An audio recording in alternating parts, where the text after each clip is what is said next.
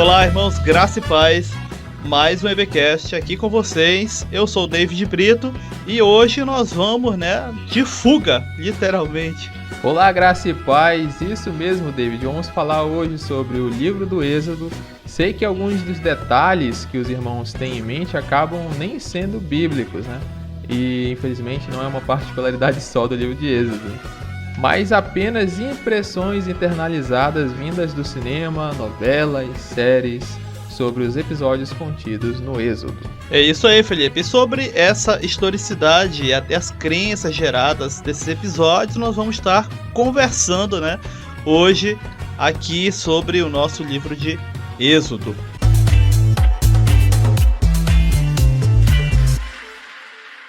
Acredito que não é exagero lembrar que o livro de Êxodo faz parte aí, de um volume único, que nós falamos inclusive no episódio passado, que os judeus chamam de Torá, E que fique bem claro, inclusive, que essa Torá escrita, ela tem tanto valor quanto o que eles também consideram chamado de Torá oral, que é isso, um conjunto também de relatos que vão desde uma criação do Gênesis, que nós conhecemos como Gênesis, até toda uma trajetória do povo de Israel durante o deserto, a saída do Egito, inclusive com outros detalhes.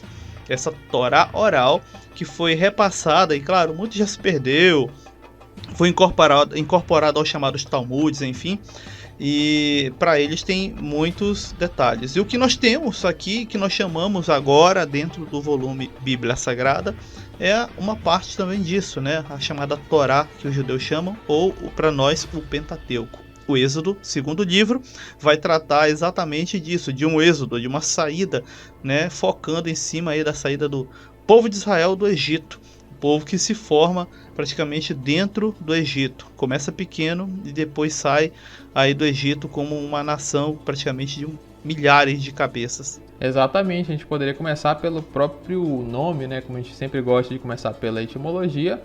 O livro Êxodo vem do grego, que significa saída. Esse sufixo ex sempre dá essa conotação de saída, Até no inglês também tem essa saída, começa com esse sufixo. Já em hebraico ele vai se chamar Shemot, que é uma pronúncia aproximada, que significa livro dos nomes, Possivelmente, como a gente sempre fala, tem o objetivo de trazer essa ancestralidade.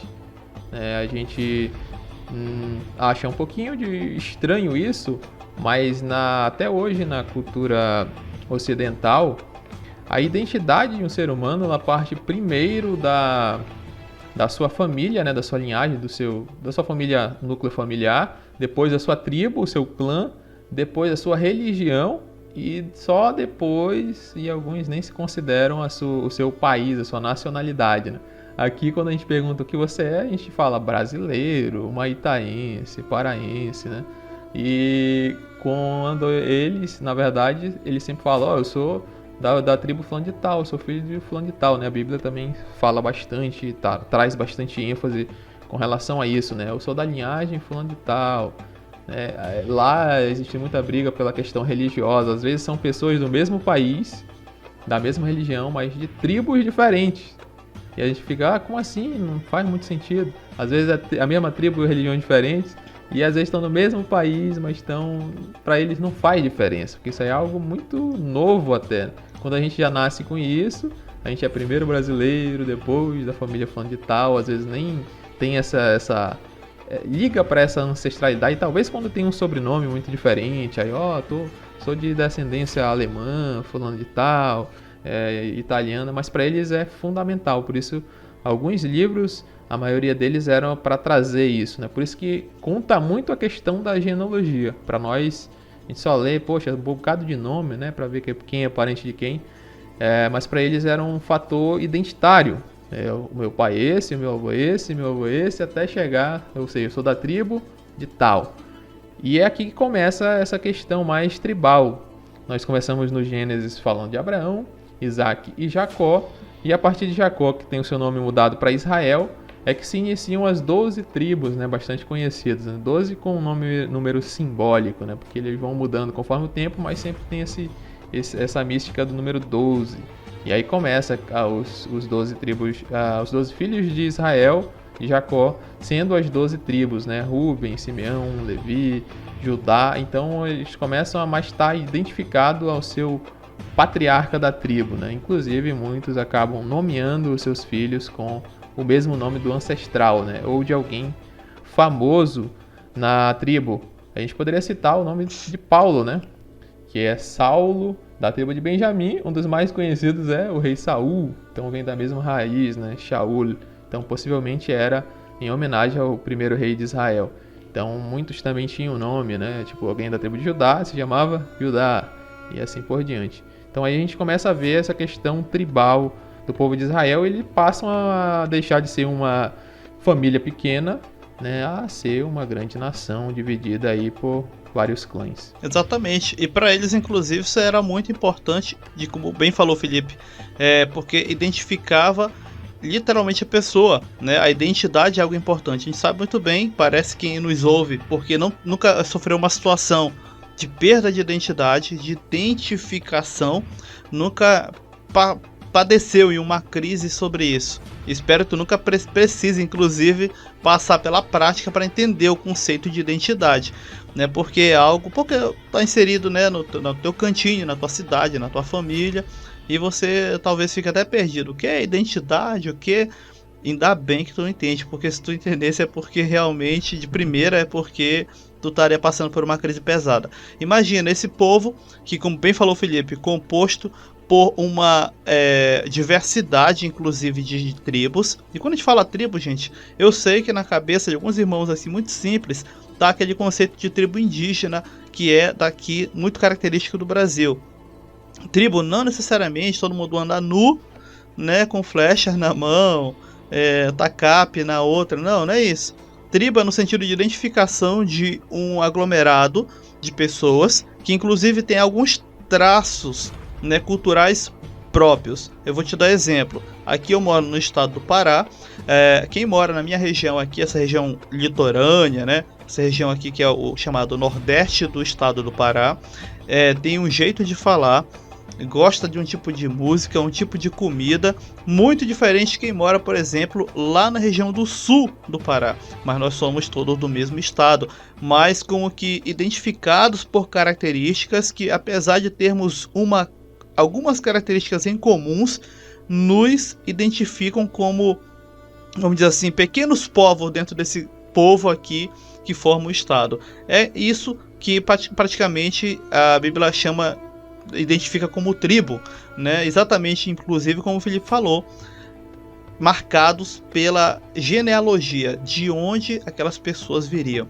E isso é importante porque quando eles estavam ali no Egito, essa marcação tribal, essa forma de se identificar, ela não era tão evidente. Inclusive você percebe isso no livro mesmo ali do Êxodo, e de início, mostrando que o povo sofria debaixo da mesma servidão. O povo clamava, né, ao Senhor. O Senhor ouviu o clamor do povo, ou seja, de modo meio que massificado, ainda não há essa identificação tribal. Essa coisa de identificá-los exatamente como eles deveriam ser e enxergavam a si mesmo, só vai começar quando eles começam a sair debaixo ali da servidão egípcia. Exatamente, né? É muito interessante como o povo de Israel ele começa a se imaginar como povo e a ter essa identidade quando ele entra em contato com o outro, né? A maioria das pessoas são assim, né? Quando há uma opressão, às vezes tem ali rixas e várias disputas internas, aí quando vem um opressor diferente, aí as pessoas se unem pegando seus traços, né, parecidos. A gente pode citar, sei lá, time de futebol, ou até aqui, né, o que tu falou. O norte do Brasil é diferente em sotaque, em cultura do sul. O nordeste, né, se falar assim, o nordestino é sei lá o que. Aí o gaúcho também é isso. Agora, quando vem um argentino falar mal, né, dos brasileiros, aí os nordestinos, todo canto do Brasil vai se unir contra, né, vai pegar as coisas que são marcadores de cultura entre si, né, coisas semelhantes, e vão se unir contra esse invasor. Isso aconteceu muito com o povo de Israel, tanto na sua... A gente pode... Normalmente é utilizado esse termo escravidão, mas a gente vai dizer no segundo episódio que não é um termo muito correto, né? Tanto na sua estadia, né, no Egito, quanto na época que ele ficou cativo na Babilônia. Também, principalmente a tribo de Judá, né, os judeus, a tribo que permaneceu, o reino de Judá, ele começou a criar a sua religião, né, a ter uma religião muito mais centrada, né, na questão das escritas mesmo, da escritura, né, da lei, do zelo. O zelo ficou muito mais exacerbado, né, porque eles entendiam que eles estavam ali sendo castigados por deixarem a lei de lado. Então começaram ao crescimento, porque havia um conglomerado de religiões diferentes, né, que queriam atacá-los. Então eles começaram a se fechar e a ter essa identidade. Interessante como Israel faz isso pelo menos 2 vezes, né, durante a Bíblia. E isso na história várias vezes. É interessante, inclusive, e alguns irmãos agora, nesses primeiros minutos aí do nosso EBcast sobre o livro de Êxodo, perguntando, podem estar: mas a importância disso, desta questão identitária. É porque, irmãos, tem algumas questões que são necessárias serem colocadas aqui. Nós estamos falando sobre o livro do Êxodo, que propõe-se, por exemplo, a falar sobre um evento, que no caso é a saída do povo de Israel do Egito. Evento esse, inclusive, que para a arqueologia não vai ter tanto indício. Aliás, não tem quase nada de indício. E por que é importante falar isso aqui? Porque, como sempre falamos nos EBcasts, aí é necessário ser sincero com você sobre aquilo que o texto bíblico fala e aquilo que nós temos, por exemplo, aí de indícios reais. A nossa fé, ela é, inclusive, até uma vez conversando com os irmãos, né, em um grupo de debate, onde o Felipe também está lá, ela é baseada naquilo que de fato tem tateabilidade, né? Não é algo que alguém do nada inventou e pensou: eu acho que o Deus Criador é assim. Eu acho que ele é assim. Não é assim, irmão. Inclusive, por exemplo, só um exemplo, né, paralelo aqui ao nosso tema aí de Êxodo. Se você, por exemplo, pegar a 1 Coríntios 15, você vai ver, por exemplo, Paulo falando sobre o Cristo que ele segue e crê, e vai falar sobre quantas pessoas viram esse Cristo ressurreto. Depois, quem viu, a quantidade de pessoas que viu, é como se Paulo estivesse dizendo: a minha fé não é baseada em nada por nada, não inventei isso da minha cabeça. Tem pessoas que viveram isso, tocaram, viram, sentiram, né? E, ou seja, é a mesma coisa em relação aquilo que nós estamos falando aqui. No caso do Êxodo, nós não vamos ter tantos indícios arqueológicos, por exemplo, que vai falar sobre essa saída do Egito de um povo, inclusive um povo muito grande. E por que eu estou dizendo isso? Para ser sincero para os irmãos aqui. E como nós falamos sempre, o livro aqui, assim como é o caso do Gênesis, propõe-se a ser uma descrição, uma narrativa dessa saída do Egito, mas, como eu falei no início do episódio, que pode, claro, ter os indícios orais que outrora vieram a tornar-se texto e que, claro, passam pela perspectiva de mundo, né, de épico, pela perspectiva de grandiosidade do povo e a questão identitária desse povo, né? E isso tem o seu valor. Isso não pode simplesmente ser jogado no lixo, como inclusive historiadores nem fazem isso. Como se fosse: não tem indício, eu vou jogar fora isso aqui. Calma, não é assim que funciona. Exatamente, né? Tu falou aí na questão épica, né? E de fato, como a gente falou do Gênesis, ele faz parte da mitologia do povo de Israel. Entenda a mitologia como mito fundante, né? Literatura do povo, aquilo que dá identidade para o povo. O próprio Deus, ele vai citar esse evento do Êxodo zilhões de vezes para falar: eu sou o Deus que te tirou da terra do Egito. O povo tá lá, né, no bem vão, sem se preocupar com Deus, servindo aos outros deuses, a Baal, Astarte e vários outros deuses. Aí vem o profeta em nome do Senhor e diz: eu sou o teu Deus que te tirou da terra do Egito, da casa da servidão. Então sempre ele vai fazer referência a esse momento, né? Porque para mostrar ao povo que Deus o tirou com mão poderosa. Então é um mito fundante, basicamente, né? Do povo de Israel, principalmente, questão de tribo, a questão do libertador, né? Do grande Messias. Moisés não deixa de ser um Messias, né? Que chega e liberta o ungido do Senhor, escolhido, que liberta o povo ali da sua servidão, e que conduz, e que traz a lei. Então é algo muito importante. Esse momento é de fato ímpar na história de Israel, né? A questão da Páscoa, que era comemorada todos os anos, né? Deveria ser, o povo também esqueceu durante o tempo, né? O povo tem bastante amnésia. Então tudo era para ser feito para relembrar esse momento. É ali que começa a Israel ser uma nação em si, né? Um povo unido. É nesse momento do êxodo. Então é de fato algo bem épico. Em todos os sentidos da palavra. E inclusive, antes de nós entrarmos nessa figura aí que para a nação de Israel até hoje tem uma relevância muito grande, que é Moisés, e falar sobre a sua existência ou não, enfim, mas eu quero entrar primeiro em algumas conceituações para os irmãos aí que estão nos ouvindo, porque eu sei que as impressões, né, estereótipos gerados a partir da nossa vivência, da nossa história, da nossa cultura, impregnam na hora de olhar o texto bíblico. Quando nós vamos falar sobre a questão da servidão de Israel no Egito, eu sei que muitos irmãos têm na sua mente aquela servidão, por exemplo, que o negro, que o africano viveu aqui no Brasil, que inclusive foi muito mais cruel. Quando se fala sobre essa servidão aqui do Egito, que a Bíblia cita, a Bíblia não vai ter esse mesmo peso que teve do nosso sentido de servidão, de escravidão aqui do Brasil, tá, gente? Que fique bem claro isso.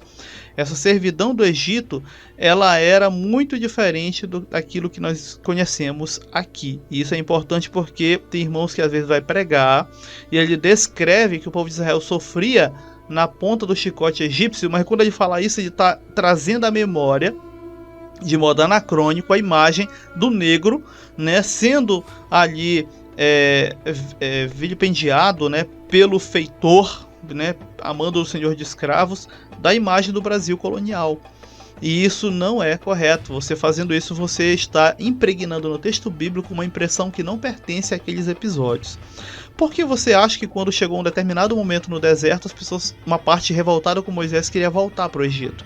Tu acha que alguém sente saudade de apanhar com chicote? Ninguém sente saudade disso, gente.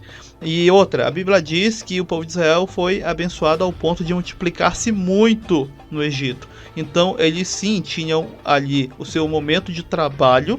Para quem não sabe, a servidão que a Bíblia chama no Egito, ela era remunerada, inclusive. Não era trabalho forçado, ao ponto, inclusive, de a pessoa não receber nada por isso e só receber a comida. Não, eles recebiam. E tinha um pagamento por isso, pelo trabalho feito. Inclusive, era a questão até mesmo da imagem do faraó, né, associada a isso, né, de pagar essas pessoas. Dizer que não pagou e fez as pessoas trabalharem na base da força, trazia a imagem de um faraó fraco, né, de que a pessoa não tinha recursos, a riqueza acabou, tudo estava se exaurindo, e isso era terrível, né, tinha todo esse trabalho na questão da imagem já naquela época. E o povo de Israel estava ali, naquele período, trabalhando também para, né, a expansão ali ainda dos domínios do faraó. Lembrando que quando o povo de Israel estava naquele período ali no Egito, pelo que se tem mais ou menos dedução de época, gente, aquelas coisas que você vê em vídeo como animação, série, de hebreus construindo pirâmides, esquece, tá, gente? Não existiu.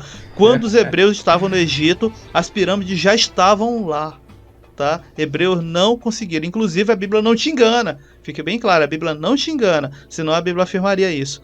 A Bíblia vai dizer, por exemplo, que eles construíram cidades, armazéns, que eram locais que nada mais serviam para o depósito de mantimentos e tudo. Prática essa repetida e estendida desde a época lá do Zafenat Paneia, o nosso José da Bíblia, inclusive. Exatamente, o que a gente sempre fala, talvez era para ser o nome do podcast. Não seja anacrônico, porque é um dos maiores problemas que a gente comete, né? Essa questão da escravidão. A gente pensa logo na escravidão que aconteceu, né?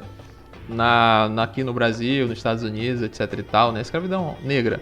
Ou até escravidão romana, que já era um pouquinho também ruim, né? A questão, eles não eram nem tidos como coisa. Aqui não, eram mais servos. A própria Bíblia, como o David diz, não te engana. Tá lá, casa da servidão. A gente acha que não, e tal. Mas ó, o sistema era o chamado de sistema de corveia, que era uma espécie de... Inclusive os próprios egípcios trabalhavam nesse sistema, para você ter uma ideia. A gente acha que não, os egípcios, né, estavam lá só chicoteando todo mundo que passava na rua chicoteava e tal. Mas não, eles também trabalhavam, eles eram obrigados a trabalhar. A gente sabe que o Egito ele é formado pelo Nilo, basicamente, ele segue todo o crescente fértil ali do Nilo.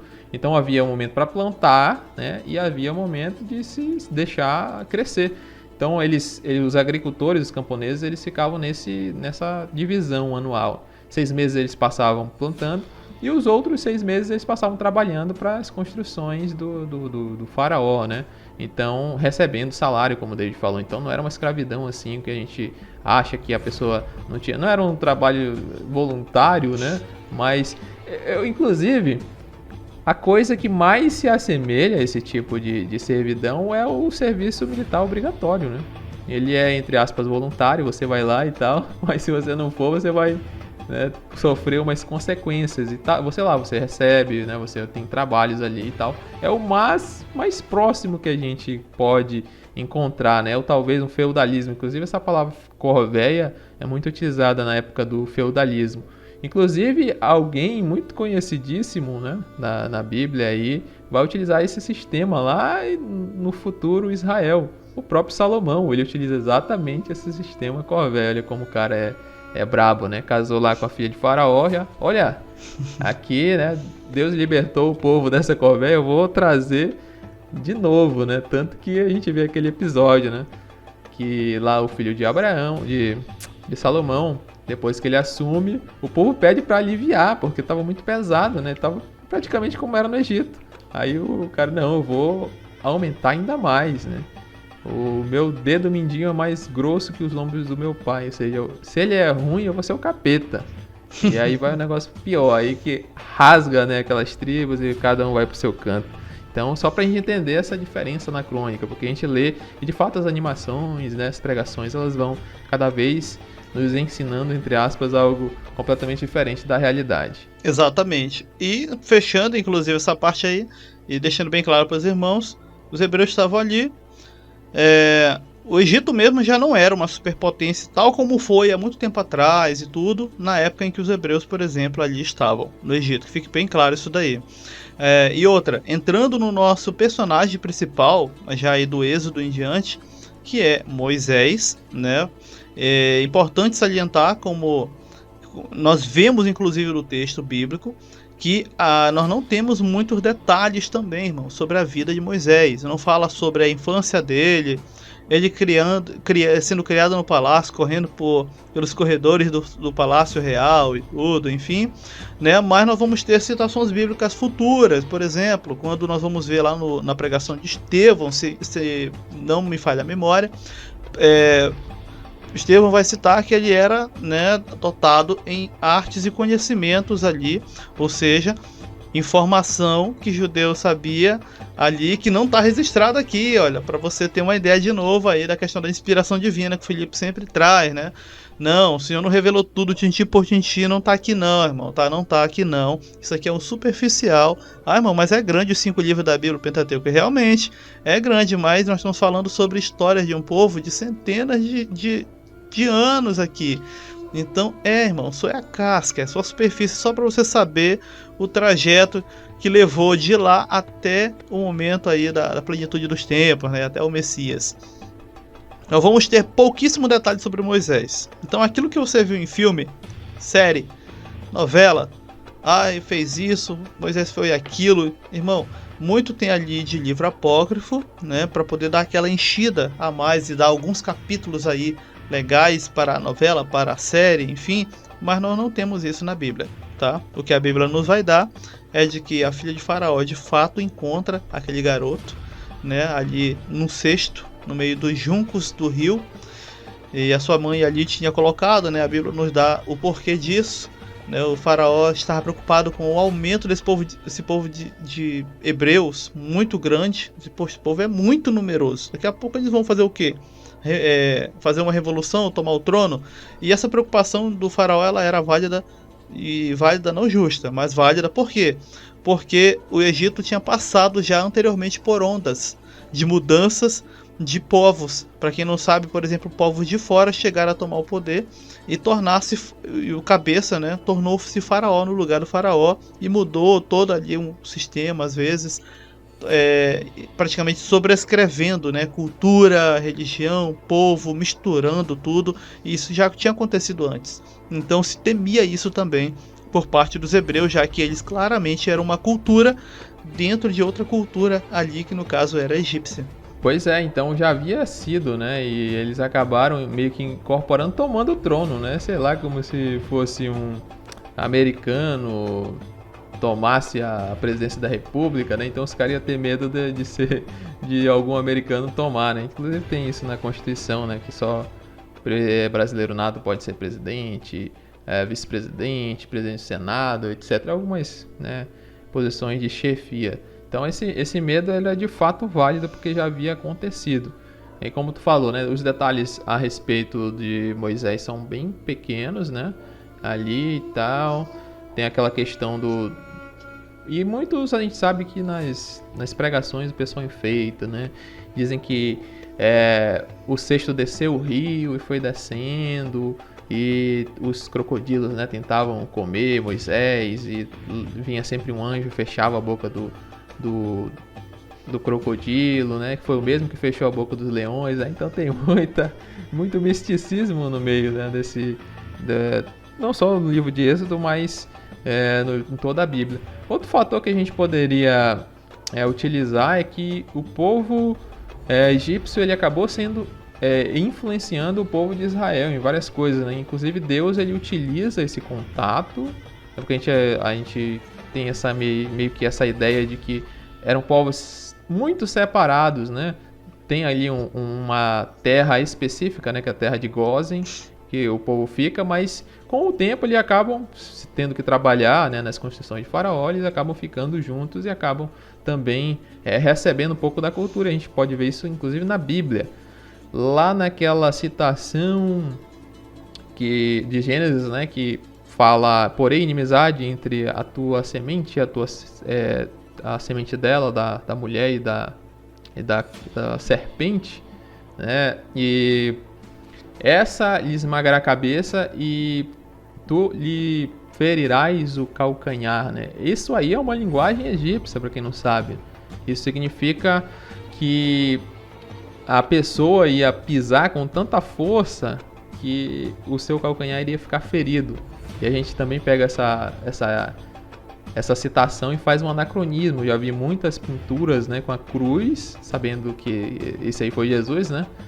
E tá lá a serpente pregada junto com a cruz e o pé de Jesus, como se, sei lá, os dois tivessem feridos da batalha, alguma coisa assim. Só que é uma linguagem, né, egípcia. É o mesmo que eu disser que eu vou bater em alguém com tanta força que minha mão vai ficar doendo. É quase a mesma coisa. Eu vou pisar com tanta força que eu vou ferir a cabeça e tu vai ferir o meu calcanhar. Nesse sentido, né, de violência, de pancada. Então a gente vê uma linguagem egípcia dentro do Gênesis, né? Por isso que... porque Moisés também era bastante conhecedor. E outra é a própria Arca da Aliança, né? Deus manda construir a Arca da Aliança, não é à toa, assim, do nada... Porque a gente sabe que o povo não era muito, né, digamos assim, seguidor e obediente à lei. Então Deus ele acaba utilizando elementos que são conhecidos do povo, né? Uma linguagem e a arca também acontecia isso, né? A arca do Deus fulano de tal passava pelas cidades e isso simbolizava a presença daquele Deus. Então o Deus de Israel também traz isso para dentro da religião, representando, né, a sua presença dentro de uma arca, só para a gente ter uma ideia de como o povo egípcio ele vai acabar influenciando Israel, né, negativamente e positivamente, né, em vários sentidos. Inclusive, bem falou Felipe essa parte da arca, quando o povo de Israel começou depois de um tempo, a acreditar, inclusive, que a presença de Deus era carregada junto com a arca, estava atrelada à arca, quando eles começaram a acreditar nisso, sua fé transferindo-se para o objeto em si, eles inclusive acabaram caindo por causa disso, que é o episódio ali dos filhos de Eli, que pegam a Arca da Aliança porque achavam que era algo automático. Não, traz a arca para cá, para o meio da batalha, e automaticamente Deus é obrigado a vir junto, porque essa arca, Deus está atrelado a essa arca, né? E quando eles acabaram transferindo a sua fé para esse tipo de prática, eles acabaram inclusive até perdendo a arca e perdendo a batalha e a vida no processo. É como se pudesse manipular Deus, né, através da arca.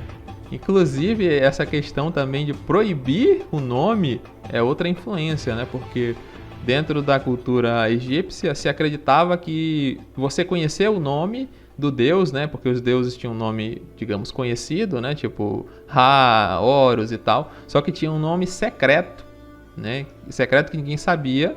E que quem tomasse posse desse nome, né? Quem descobrisse, poderia ter poder sobre esse deus. Então era tipo um nome super sagrado e super santo. Então Deus ele traz também esse viés para dentro da lei, né? Não tomarás o nome do teu Deus em vão, para ter um temor. Então era uma forma de mostrar para o povo que o seu caráter deveria ser respeitado. Então é Deus sempre se, né, rebaixando para se fazer conhecido aos homens, né? Isso aí é muito sensacional. Isso acontece ali, a gente acha que é só no Novo Testamento, Jesus se fazendo carne para entre nós habitar, mas não, isso acontece durante todo o tempo ali, né, do Êxodo e da história de Israel, né? Deus sempre se, né, ali fazendo o beabá, né? A questão do rei, da monarquia também é uma grande concessão, Deus fazendo sempre concessões para que o povo entendesse. Exatamente. E falando sobre o Moisés, nós não vamos ter muito sobre ele. Nós vamos ter, no caso, concentrado ali no início do livro de Êxodo. Nós vamos ter traços da personalidade, das ações tomadas por este homem no decorrer da história de Israel, ao passar dos capítulos aí 3 em diante, onde nós vamos encontrar as várias citações aí das ações, no caso de Moisés, dentro do livro de Êxodo. Resumindo, dando aquela resumida, né, já aí na metade do episódio, mais ou menos, para ti, do livro de Êxodo, para a gente poder se situar, nós vamos ter aí a preparação para libertar Israel da escravidão, né? Nós vamos ter do capítulo 1 até o 4 esse processo. Nesse período todo, do capítulo 1 até o 4, o povo de Israel é apresentado já como um povo grande.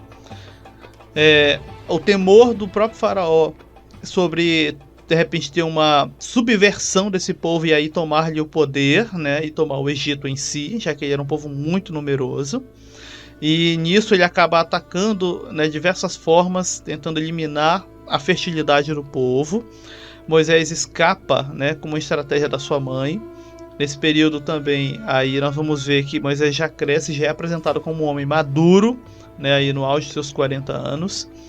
Casa ali, tendo fugido para a região de Midian, porque ele sai do Egito em circunstâncias ali não legais, tendo inclusive matado um egípcio, porque por ordem do faraó, a servidão em cima dos hebreus estava aumentada para ver se a vida deles era dificultada e eles não se reproduziriam tanto. Lembrando, como eu falei, que ele não viveu aquela vida de escravidão que foi aplicada no Brasil em cima, por exemplo, de africanos, né, do povo negro. Então, só para ver como de fato isso é verdade, que o faraó teve que mandar aumentar essa carga de trabalho para ver se o povo de Israel diminuía, né, ver se esse povo morria cedo, diminuía a expectativa de vida porque estava muito alta. E ele temia, né, a questão da subversão do povo pelo seu número, pelo seu alto número. Então nós vamos ter depois aí do capítulo 5 até aí o capítulo 18, né, Israel é libertado da escravidão. Nós vamos ter aí do capítulo, aliás, do capítulo 5 aí Israel é libertado. Nós vamos ter a resistência do faraó, né, do capítulo 5 aí até o 6. Aí nós vamos ter o período em que o povo vai até o Monte Sinai, né, no capítulo 12 ali, até o 18, vai ter todo aquele processo da aliança que o Senhor vai fazer com ele no Monte Sinai, né? Aí o capítulo 19. Aí nós vamos ter também a questão da instrução para se criar um tabernáculo, os utensílios dentro desse tabernáculo, você vai ver aí lá no capítulo 25, e a construção desse tabernáculo lá do capítulo 35 até o 40. Ou seja, depois de toda a questão da saída épica do Egito, nós vamos ter aí já um contato mais, vamos dizer assim, religioso do povo e dando uma polida nesse povo aí, até porque nós conhecemos, estou só resumindo aí o que aqui cita o livro, que o povo de Israel não foi tão obediente assim ao ponto de primeira procurar entender o Deus que os libertou do Egito. Eles foram tentando agir por dentro dos estereótipos que eles tinham sobre esse Deus, inclusive no episódio do bezerro de ouro, onde o povo literalmente acreditava estar representando o Deus que os tirou do Egito. Algum irmão, se for olhar para o texto, vai entender que ali não estava o povo de Israel se revoltando contra o Deus que os tirou do Egito. Eles estavam ali fazendo aquela coisa do bezerro de ouro e tudo, acreditando piamente que estavam elogiando o Deus que os tirou do Egito, não sabendo eles que para o Senhor tentar representá-lo com imagens de coisas materiais é praticamente ofensa. Exatamente, né? Eles não estavam quebrando o não terás outros deuses além de mim, né? E sim o outro mandamento que dizia não fará imagem de escultura, né, para o adorar. Então, às vezes a gente pensa, né? Um episódio de idolatria e tal, o povo já estava adorando outros deuses. Mas a gente lendo o texto com mais cautela, parece mais que ele está querendo representar, né? E mostrar, e principalmente que eles vão para Arão, né? Arão era o que seria o sumo sacerdote ali futuramente. Então era aquele que era o sacerdote do Deus deles, né? De Yahvé e tudo. Se eles quisessem servir outros deuses, ele ia, olha, bora aí, junta um outro sacerdote aí, fazer um Deus para nós, para voltar, né? Inclusive alguns quiseram, de fato voltaram, né? Mas lá futuramente no episódio de Cádiz Barnea, quando eles já eram para entrar, né, na Terra.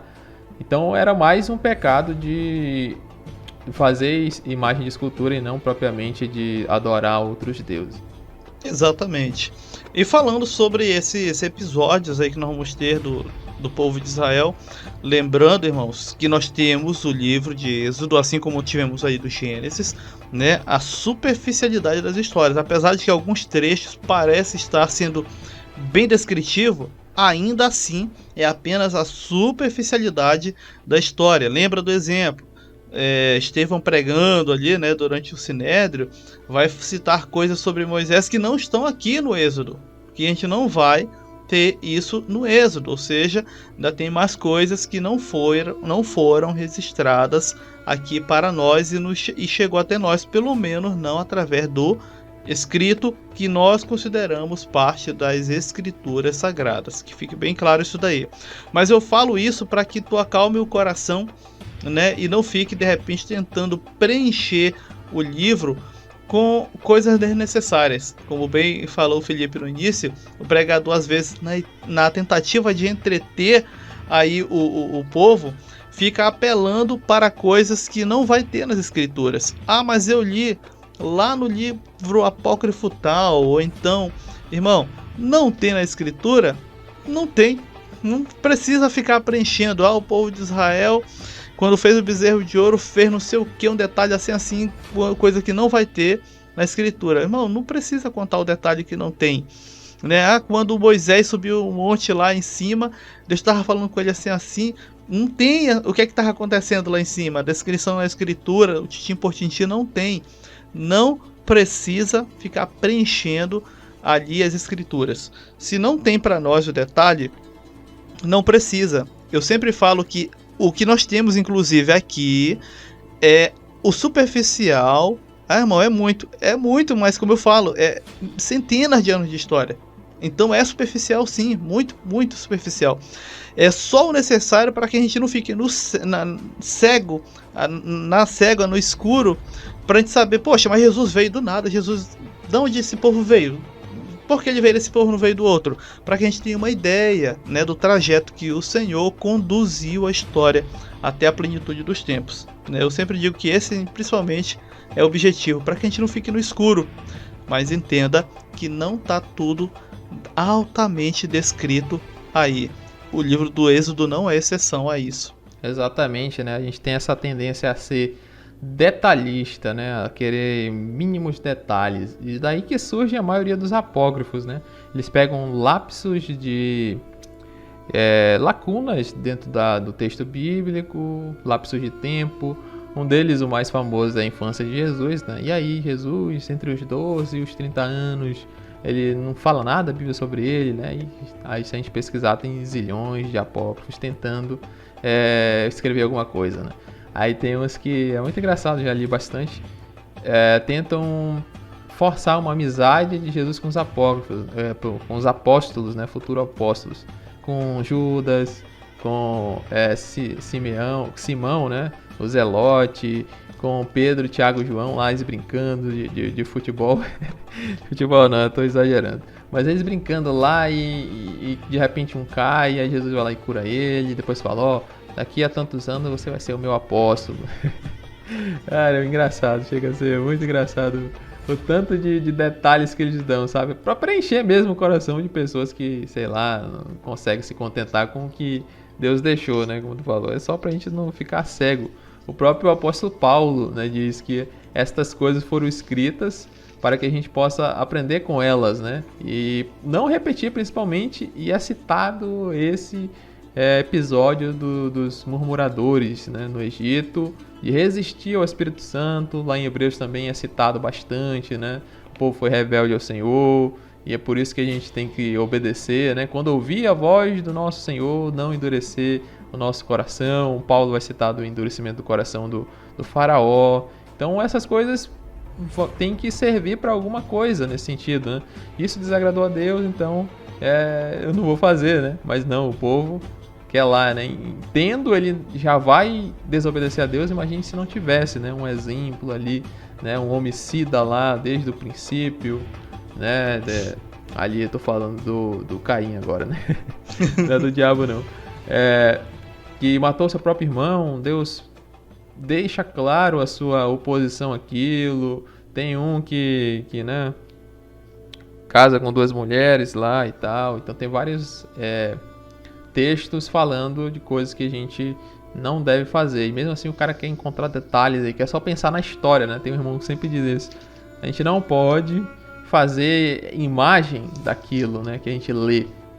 Fulano de tal pescou um tambaqui. Eu imagino ele numa canoa, pesca com uma vara na mão e tal. Isso aí, o que vai... Só para eu gerar uma imagem na minha cabeça não vai fazer sentido nenhum, né? Eu tenho que aprender o que isso quer dizer para mim. E por que esse texto está aqui?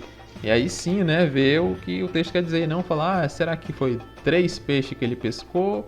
Ou 4 peixes que ele pescou? Eu não sei, e agora? A Bíblia não fala, agora eu tô precisando saber quantos peixes ele pescou. É interessante, algumas pessoas elas são meio neuróticas quanto isso, né? Querem detalhes de detalhes e detalhes, e a gente tem que se contentar com o que está escrito. E mesmo assim, o que está escrito as pessoas já pegam e distorcem, né? Imagine se tivesse mais. Exatamente. Uma coisa importante também citarmos aí sobre a questão do Êxodo, de novo, a gente sempre bate nessa tecla aqui, né, nos episódios, aí na Escola de Bereia, nos outros quadros também, texto fora de contexto, que o texto bíblico ele passa pela perspectiva do escritor, e o livro de Êxodo também não está, né, isento disso. Nós vamos, por exemplo, só para você citar, aí no livro de Êxodo, o momento em que Moisés tem contato com ali o faraó, e diante dele realiza também de novo, assim como fez para o povo de Israel, os sinais que o Senhor lhe ordenou. A serpente que vira, o cajado que vira serpente. E aí, por exemplo, o livro nos vai dizer que os sacerdotes ali de Faraó fizeram tal como também, transformando, né, serpentes na frente de Moisés. Inclusive, nós temos historiadores que vão falar sobre esse tipo de apresentação que os sacerdotes faziam para as pessoas ficarem impressionadas. Sim, eles dominavam algumas artes que nós chamaremos hoje de ilusionismo. né, e dominavam-a muito bem, muito bem. Nós vamos ter, por exemplo, lá na época posterior já de Jesus, na época dos apóstolos, um homem que era chamado de mágico, e ele fazia isso, ele aplicava ilusionismo e ganhava vida com isso, né? Depois veio a se aproximar dos apóstolos e tudo fazendo para sempre, né, ganhar a vida, aumentando o seu número de apresentações e tudo. E tem historiadores que dizem que o que eles fazem lá, no caso ali, dos sacerdotes transformando também em serpentes e tudo, eram essas técnicas, porque tem outras situações fora da Bíblia, certo? Históricas que descrevem sacerdotes e tal, de outras religiões praticando esse tipo de ilusionismo. E a Bíblia até diz que a cobra de Moisés, na verdade, acaba engolindo aquelas cobras que ali os sacerdotes de Faraó pretensamente também transformaram, para mostrar, inclusive, que o que acontece com Moisés era de fato o poder do Deus que o enviou, né, mostrando ali. E preste bem atenção que o livro não procura desmascarar os sacerdotes de Faraó, ou seja, e inclusive chegar a afirmar que eles transformaram de fato em cobras, só que alguns historiadores vão olhar para esse texto e dizer, não, aquilo ali é o truque e tal, porque a gente já viu em outro documento que eles praticavam isso daí era fichinha para eles te enganarem na tua frente, no teu olho. Ou seja, quem escreveu o livro de Êxodo também praticamente passou pela perspectiva do espectador do ilusionismo. Ele acreditava de fato que a serpente tinha sido transformada, né? Tal como Moisés, de fato, pelo poder do Senhor, né, teve o seu cajado transformado em serpente. Ou seja, para você ver como o escritor do livro, também aqui no Êxodo, é influenciável, né? Irmão, entenda, isso não diminui o valor do livro, né? Entenda, esse livro ainda guarda e está aqui guardando a questão da memória identitária de um povo, ele tem o seu valor histórico. Eu vou te dar só um exemplo para você entender o que eu estou falando. Eu sou, por exemplo, professor de inglês, e dentro do inglês nós temos um pouquinho da história e tudo da língua, às vezes a gente passa para o aluno um pouco, e existe, por exemplo, um poema que é muito importante para a questão da história dessa língua, como ela se forma e tudo, que é o poema Beowulf. Ele inclusive tem até filme, tudo, né, em animação, também tem filme em live action, que é a história do grande herói que salva os dinamarqueses e tudo, do monstro Grendel. O monstro, ele era enorme, feio, todo carrancudo, era um monstro mesmo. E para ele alcançar a caverna onde estava Grendel e a mãe do monstro, né, ele mergulha na caverna submersa e com a respiração presa por 3 dias. Nossa, mano, não tem como uma pessoa aprender respiração por 3 dias. Exatamente, não tem como. Mas foi aumentado este fato para poder, né, dar o tom épico na narrativa lá do Beowulf. Então era mentira. Exato, mas o texto não foi queimado, não foi descartado. Por quê? Porque guarda a forma de escrita daquele inglês antigo. Ou seja, é o documento que nos mostra o quão velho de fato é essa língua, como ela era no passado, como ela foi mudando até agora. Ou seja, mesmo que tu não ache até hoje, até nesse momento da datação deste EBcast, nada da arqueologia que diga, teve a travessia do Mar Vermelho, o Israel não estava lá no Egito, não estava, e tá, enfim, mesmo que não tenha esses indícios, o livro continua tendo seu valor por trazer para nós toda a narrativa de um povo, como bem falou o Felipe, as influências culturais que ele recebeu de outros povos e a construção da identidade deste povo, que é o povo de Israel. Exatamente, né? A questão aí das pragas, dos milagres, né? Tem até um irmão que ele fala que ele faz o texto de sinal, né? Sinal e tal. Seriam milagres, que foram os 10 milagres, né? O que Deus deu sobre a terra do Egito. Só que a gente está acostumado a algo ruim, a gente chama de praga. Mas seria um correto o milagre e o sinal. Então tome cuidado quando pedir o milagre de Deus, né? Pode não ser uma coisa boa. Aqueles hinos, né? Que peça o seu milagre, eu quero o meu milagre. Pode ser um negócio bem ruim, né? Pode ser o meteoro atingindo a Terra.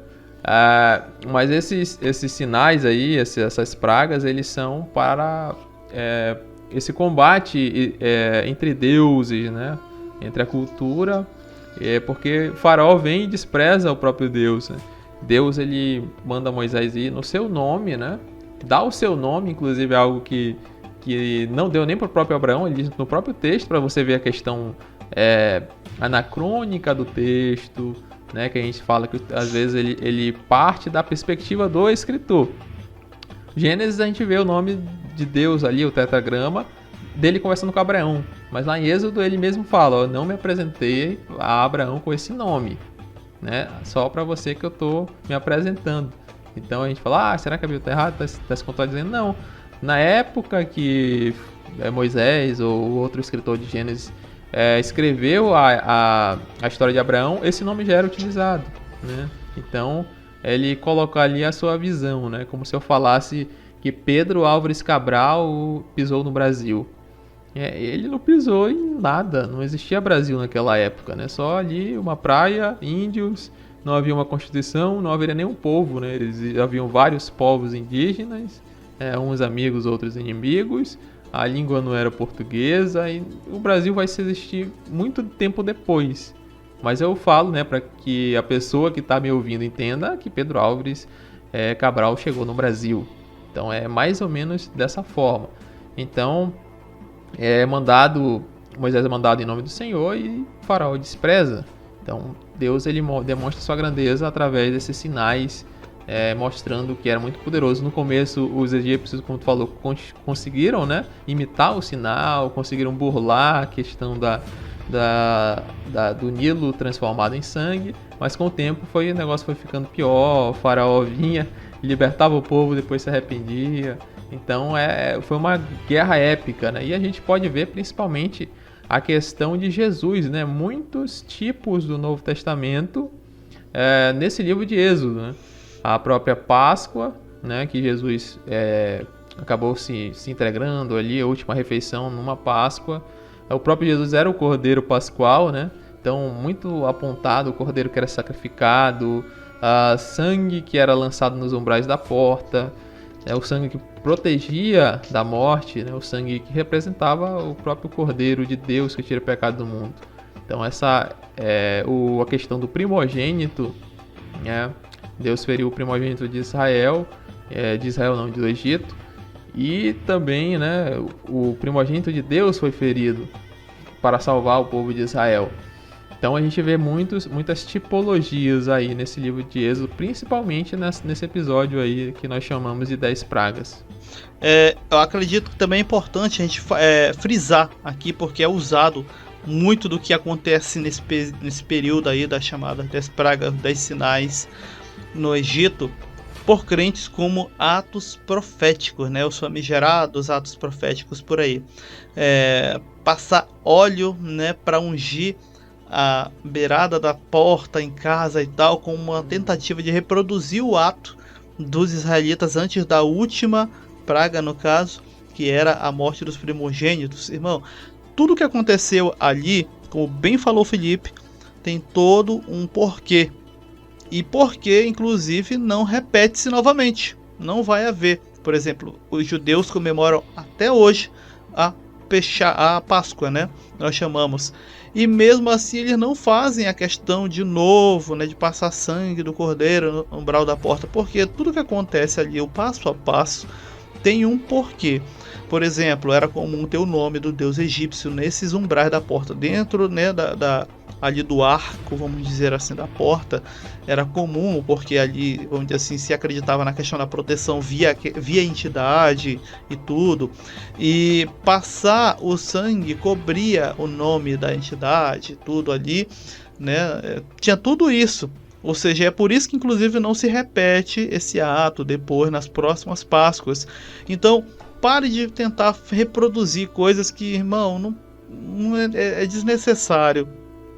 Tá, para preencher linguiça. Vamos falar logo a verdade para os irmãos que nos ouvem aqui, lá na tua igreja, na tua congregação. Nós vamos fazer o ato profético aqui, atravessando o Jordão. Aí vão lá, o Mar Vermelho, vão lá para um rio da região e vão fazer a travessia e tudo. Irmão, pare com isso, pelo amor de Deus.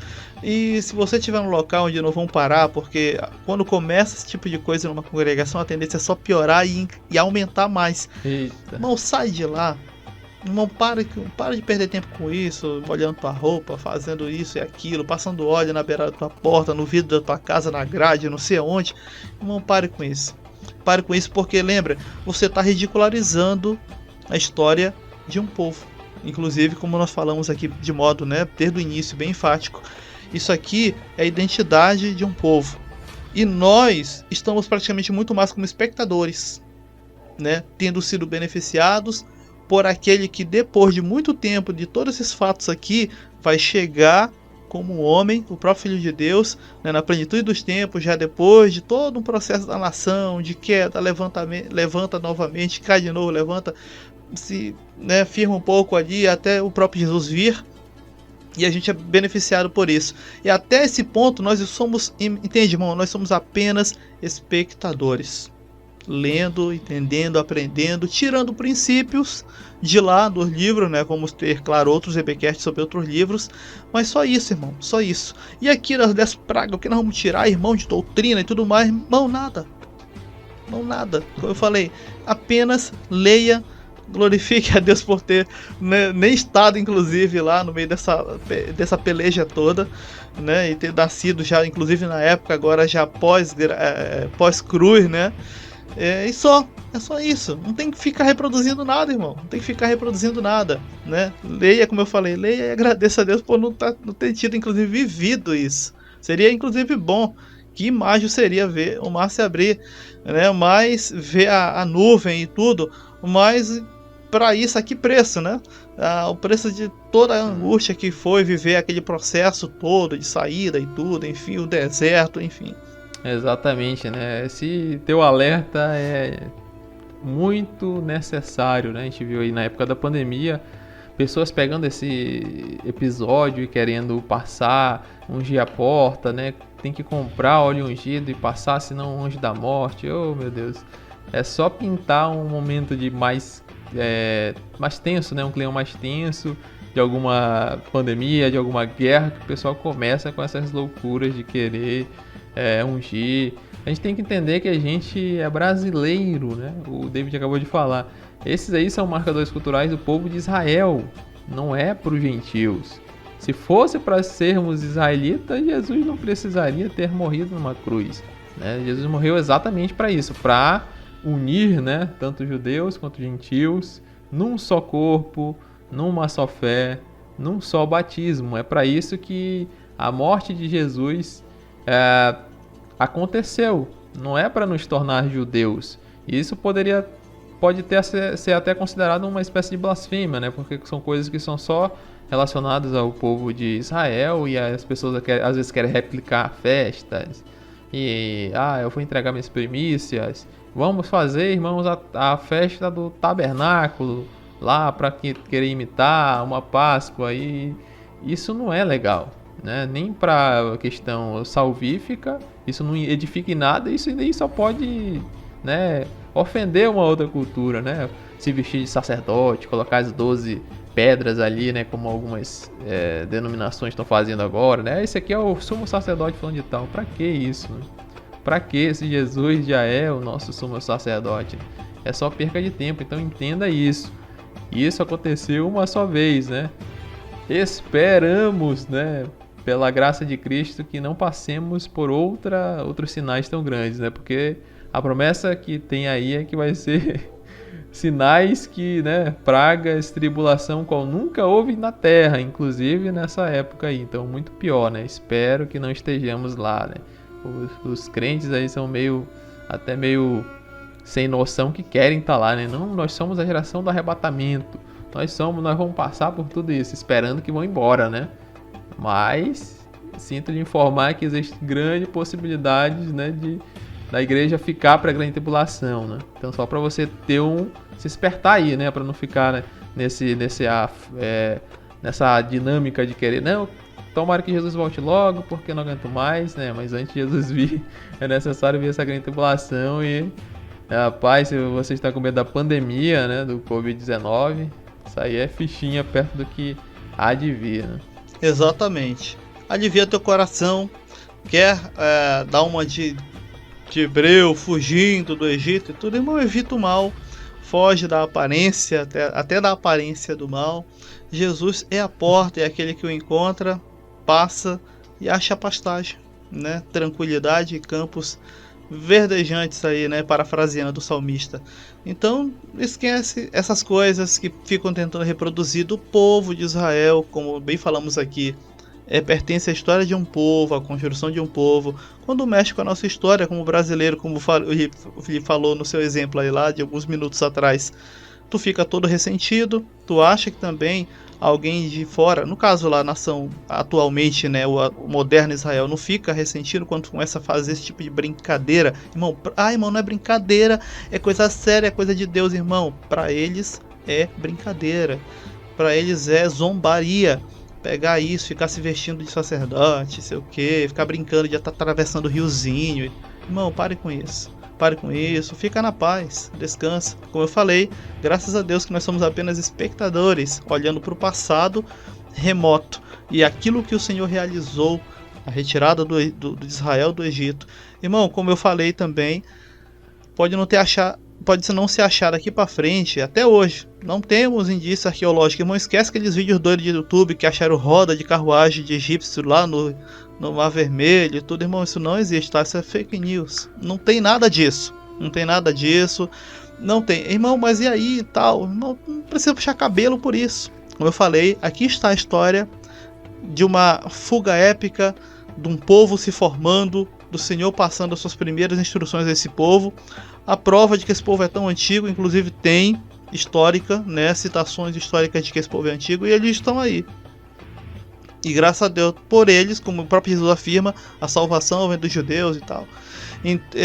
Por eles veio aquele que nos também atingiu com sua enorme graça, né, com a sua salvação. E tu tem que se contentar nisso, porque isso já é algo para você, como diz o pessoal dos memes, né, glorificar de pé. Né, porque a gente, tão longe no tempo e no espaço, fomos beneficiados também por esse povo, né, que tem essa história registrada nessas páginas. Exatamente, né? Eles viram, passaram, experimentaram todos esses sinais, essas maravilhas, atravessaram o mar, mas pereceram, né, como diz a Bíblia, né? Eles provaram do maná celestial, mas nós provamos do pão vivo que desceu do céu. Então, isso deveria ser motivo para a gente agradecer de fato, como tu falou. Que nós temos aquilo que eles olhavam de longe, sabe? Tu acabou de falar, a gente está olhando de longe o passado, né? Eles olhavam de longe, tendo a fé naquele que haveria de vir, né? E nós já contemplamos ele. Nós já passamos, nascemos depois dessa restauração que ele fez. Então é algo maravilhoso. Eles queriam ter o que a gente tem, né? Eles queriam não ter visto e crido, né? Eles viram e não creram. Mas a Bíblia diz: bem-aventurado aqueles que não viram e creram como nós, né? Nós estamos aí pela fé, não uma fé cega, sem a evidência nenhuma, sem sentido lógico algum, mas uma fé baseada em fatos daquele que se encarnou e veio até nós, né? Então isso é motivo de só descansarmos nessa graça, né? E não queremos ter ser como os israelitas daquela época. Exatamente. E, irmão, chegando aí ao final do nosso episódio, né? Nós agradecemos a audiência, a atenção. Sempre temos episódios assim bem longos. Eu sei que, por exemplo, os irmãos assistem aos pedaços, né? E nós teremos, inclusive, muito mais episódios também curtos aqui, né? Também o minicast vai passar de novo a ser postado aí nessa semana. Acredito que até o lançamento desse EBcast já temos um. Sempre vai tendo aí um tema meio que numa ordem alfabética lá dos termos aí mais usados no meio evangélico, no meio cristão, na verdade, né? E também os nossos cortes, vamos inclusive voltar a estar publicando ele aí. O Felipe vai estar administrando aí via TikTok também vários dos cortes, e em breve vamos estar também em atividade através dele no TikTok. E agradecemos. Amém. Compartilha, se inscreve, né, ajudando algum irmão também, edificando ao compartilhar esse conteúdo, e comenta também aqui com a sua dúvida, com a sua sugestão, para a gente sempre fomentando e melhorando o EBcast. Exatamente, estaremos aí nossa conta nova do TikTok, @Escola de Bereia, tudo junto. Nós vamos postar alguns cortes, o minicast possivelmente também vai estar lá, né, que é hoje a a mídia social do momento, né? Um aplicativo que está bombando. Então a gente tem que estar lá, inclusive tem muitos irmãos em Cristo ali, estão fazendo material excelente, inclusive. Futuramente a gente pode até fazer uma parceria com eles também, a gente indica muito, né? E em breve a gente vai estar postando. A partir desse, eu acho que quando sair esse episódio, eu acho que já deve ter o primeiro vídeo, né? Então siga lá, curta rapidamente, @Escola de Bereia. E é isso, pessoal. Eu sou o irmão Felipe Lopes, orando a Deus para que essa semana seja abençoada e que Deus possa estar abençoando você e toda a sua família. E até um próximo. Aqui, irmão David Breto. Graça e paz.